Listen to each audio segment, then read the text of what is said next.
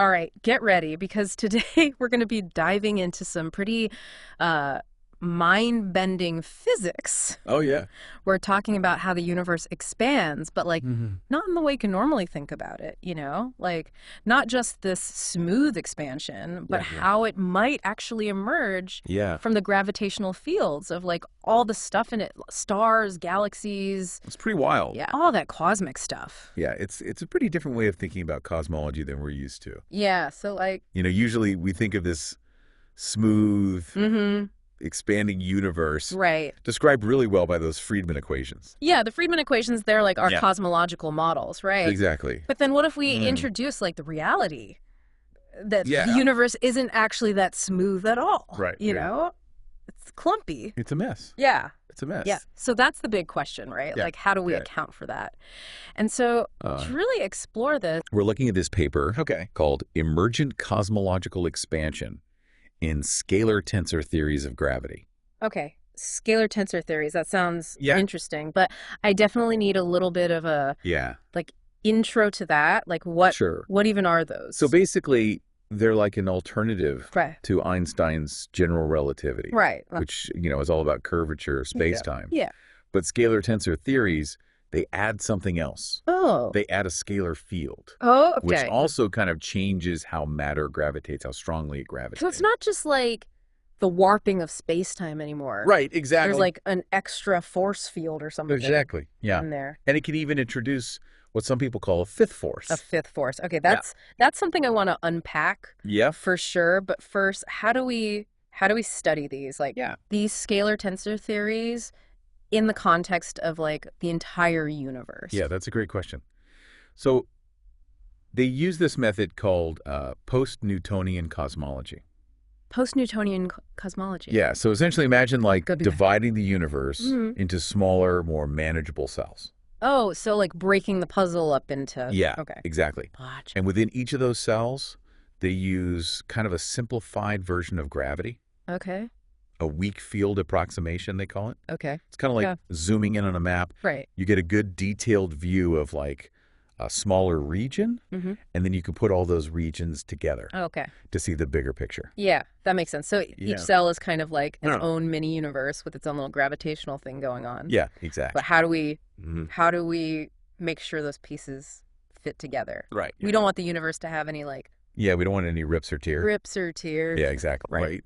And so that's where junction conditions come in. Junction conditions. Absolutely. These are the rules that govern how those cells connect. Okay. And the researchers found something really fascinating. Okay. They found there's a perfect cancellation. A cancellation? What do you mean? So the inertial mass of particles, which is like how resistant they are to changing their motion, that actually changes at the boundaries of these cells. Okay. And that change perfectly balances out the influence of the scalar field's fifth force. So it's like a tug of war. Yes. Where both sides are pulling equally and the ropes just stay still. A perfect analogy. Okay, wow. And that's actually really important because it suggests that even with this extra scalar field and this fifth force, the universe can still, you know, expand in a way that we observed. So are we saying that these scalar tensor theories, like in certain scenarios at least, could reproduce the Friedmann equations? That's exactly right. Okay. But there's always a but in cosmology. Of course. Things get even more interesting when we introduce screening mechanisms. Screening mechanisms. Okay, now we're getting into the now we're really weird stuff. Now we're going deep. What are those? Well, let's hold that thought. Okay. Because that's where things get really interesting. Right. And we'll jump into that in the next part. Okay, cool.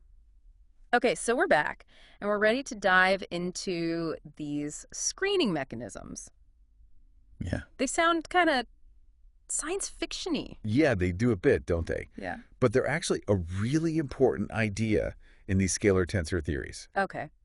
Basically, what a screening mechanism does is it kind of hides or suppresses the influence of that scalar field. Okay. Especially in places where there's a lot of matter packed together, like inside of a star. So it's like the scalar field and that fifth force, they just like go into hiding when it gets too crowded.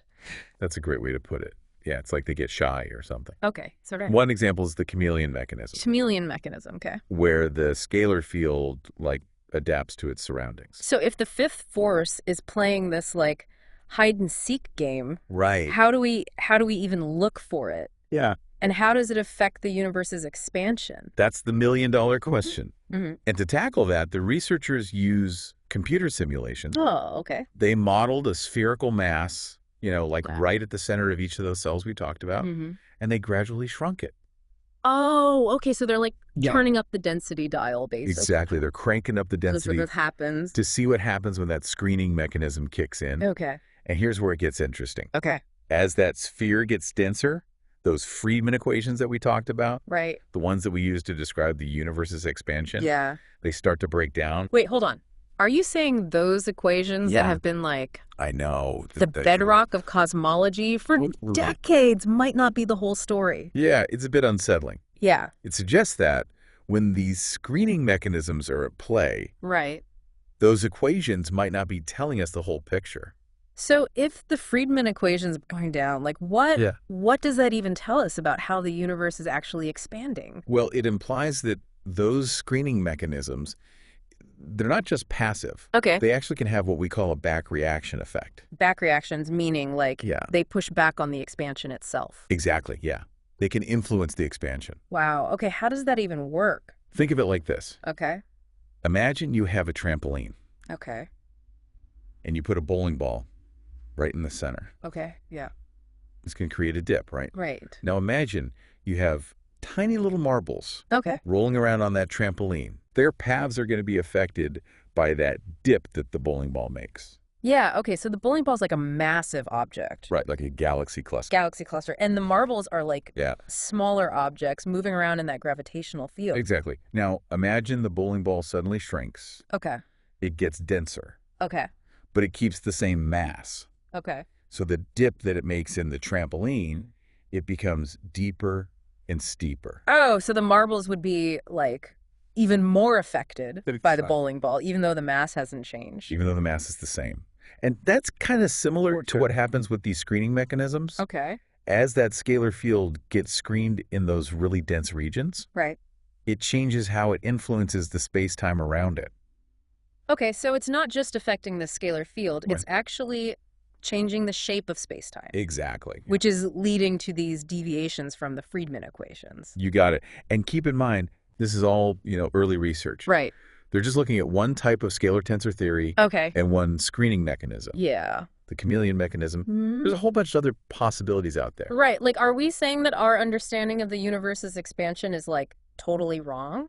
Not necessarily. It's more like we're realizing that the Friedmann equations are a simplification, a good approximation in a lot of cases. Right. But maybe not the whole story.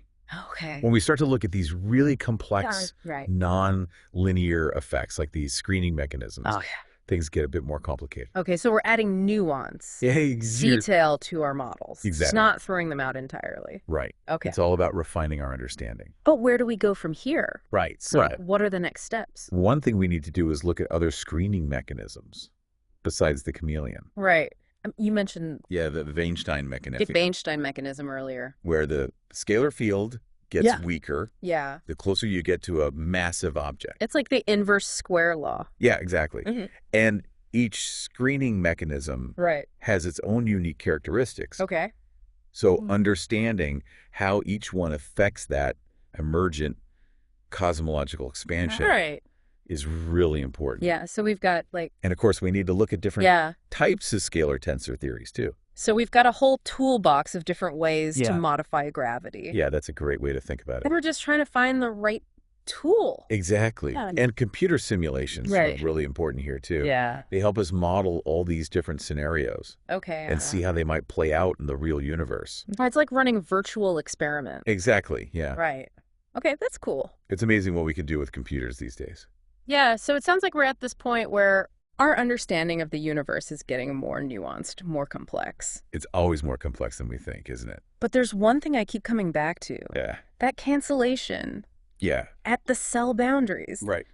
It sounds almost too perfect. Like I know, it does seem a bit convenient, doesn't it? Yeah, like it's just working out too well. Yeah, and you're right to be a bit skeptical. Okay. Because that cancellation might not always happen. Okay. The researchers themselves point out that it really depends on the specific type of scalar tensor theory and the conditions at those boundaries. So you're saying sometimes the scalar field might win that tug of war? Yeah, that's possible. And if that cancellation doesn't hold, we might have to rethink how those cells connect, how the universe is stitched together. It'd be like discovering a flaw in the fabric of space-time. Exactly. Yeah, it's pretty mind-blowing stuff. This is really, it's blowing my mind. Yeah. It sounds like we're at the edge of a whole new understanding of the universe. I think so, too. The rules might be much more flexible and strange than we ever imagined. That's what I love about cosmology. Yeah. Because when you think you're starting to understand things, the universe throws you a curveball and reminds you how much more there is to learn. Okay, so we've explored how these screening mechanisms can really mess with our understanding of the universe's expansion. We've touched on some open questions, but there's one final piece of the puzzle I want to explore. Okay, what's that? The human element. Oh, interesting. Like, how do these theoretical advances change how we as humans relate to the universe? How does this all change our perspective on our place in the cosmos? That's a great question. We'll get into that right after this. All right, so welcome back. We've been on this journey through some pretty heavy cosmological concepts, scalar fields, fifth forces. It's a lot. Yeah, the expansion of the universe, all that stuff. And I'm curious, like, what does it all mean for us? It's a good question. Not just as, like, scientists or physicists or whatever, but as humans. Like, how do we make sense of this in terms of our place in the universe? Right, that takes us beyond the equations. Yeah. It's getting philosophical now. Yeah, because it's easy to get lost in the details and all that. But at the end of the day, like, we're all just trying to understand where we fit into all this. Totally. So how do these new ideas about gravity in the universe, especially these scalar tensor theories, how do they change our perspective? Well, for me, it's just really humbling. Okay. When we have this drive to understand the universe, we create these complex models, and then something like scalar tensor theories comes along, and it just shakes things up. Reminds us that our models might be incomplete. Yeah, like, we think we have it figured out. Right. And then the universe throws us a curveball. Yeah, it's like the universe is playing a game that we don't know all the rules to. Exactly. And that's what I love about science. You know, it's not about having all the answers. Right. It's about constantly refining our understanding. So even if these scalar tensor theories end up being, like, just one step in our long journey of understanding gravity, the value's really in that exploration. Exactly. It forces us to think differently, you know, confront the limits of what we know. Okay. And I think that's pretty exciting. It means there's still so much mystery out there. It's like we're explorers charting a new territory. I love that analogy, yeah. Right. We don't have the full map, but the journey's the thing. The journey's the best part. Yeah. But there's also this, like, flip side, right? Yeah. Where you realize how insignificant you are. Yeah, there's a paradox, isn't there? Yeah. We're tiny in the grand scheme of things. Right. But we can still think about these huge ideas. Yeah. So we're insignificant, but also powerful. Yeah, it's a strange feeling, isn't it? Yeah, it's hard to wrap your head around. It is, but I think ultimately it's hopeful, you know? Okay. It's inspiring. Yeah. We might be small, but our minds are capable of grasping these incredible concepts. Yeah, it's like we're peeling back layers of an infinite onion. I love that image. It's so true. And with each layer, we get a deeper appreciation for the whole thing. And it shows that science is about more than just facts. Yeah. It's about curiosity and wonder. Yeah, well said. So as we wrap up our deep dive into these scalar tensor theories and this whole idea of emergent cosmological expansion, I'm left with this feeling of awe, but also humility. Yeah, me too. It's a reminder that the universe is full of surprises. Yeah. And there's always more to discover. And maybe even more importantly, it's a reminder that this quest for knowledge, this journey, it's really what makes us human. Well said. This has been The Deep Dive. Thanks for joining us.